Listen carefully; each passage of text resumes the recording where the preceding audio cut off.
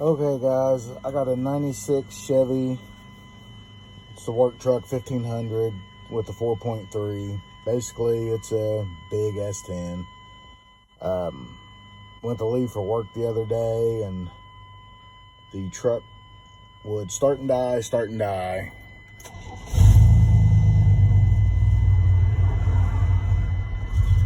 Just like that. Start and die. Well, we get out the good old Harbor Freight scan tool. Mass airflow is reading 0.01. It never changes. Just reads 0.01. Looked around on YouTube, the internet, nobody could give specific information. So I figured I'd do a video. Mass airflow on this truck, and this applies to S10s. It'd be 1988 to 1998, yeah. Would all be the same. That's the mass airflow. If you unplug it, it'll run and drive. It just runs a little rough and you get bad fuel mileage.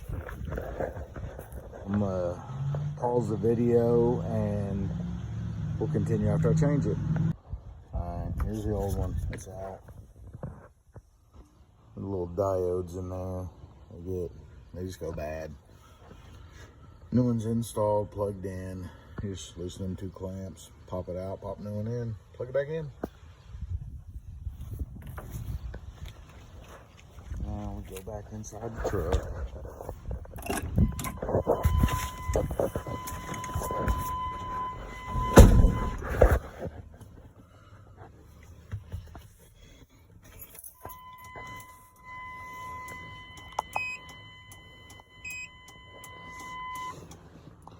And this is just a Harbor Freight scan tool, nothing fancy. I've had this thing for probably close to 10 years. Need to get a new one. Mass airflow.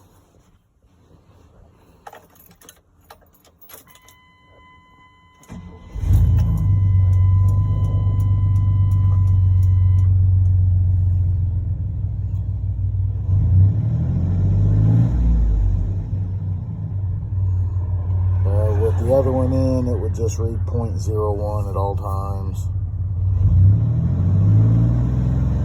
It wouldn't fluctuate or anything. But there it is. She's fixed. I do have to clear the check engine light. Not a big deal.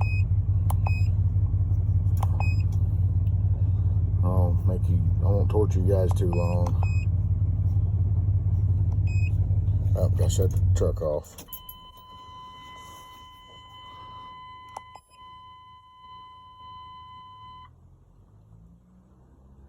Just like that, she's done. Turn the key off, back on. Check engine lights out.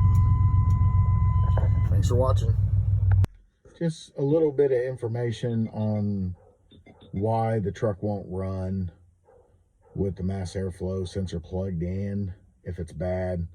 The mass airflow sensor tells the computer what to adjust the fuel to. So when it goes bad, it quits telling the computer. If you unplug it, then the computer starts going off of the data that is already stored in the computer that's set in the memory. So if your mass airflow sensor goes bad, you can unplug it, drive it for a week or so. I don't recommend driving very long without having the mass airflow sensor in there. It's definitely needed.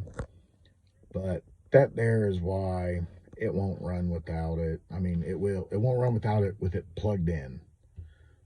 So if it goes bad, you can unplug it and still drive it, get to and from work kind of stuff, pick the kids up, whatever.